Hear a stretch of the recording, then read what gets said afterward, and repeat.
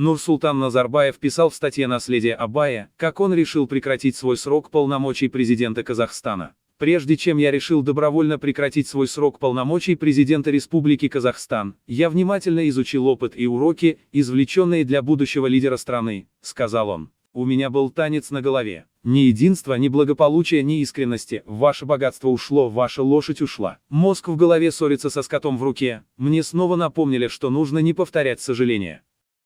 Помимо того, что Касым-Жомарт Токаев, который работал со мной с первых дней независимости Казахстана, честный, ответственный гражданин, он не только анализирует внутреннюю ситуацию в стране, но и говорит как на восточном, так и на западном языках. Я также учел дипломатический аспект, который может обогатить позицию. Я также уверен в своей способности примирить вопросы национального единства и общечеловеческих ценностей, которым я уделяю особое внимание, написал Нурсултан Назарбаев. Напомним, Нурсултан Назарбаев объявил о своей отставке 19 марта 2019 года в своем обращении к народу Казахстана. Нурсултан Назарбаев заявил, что Касым-Жомарт Токаев заслужил временно править Казахстаном до президентских выборов.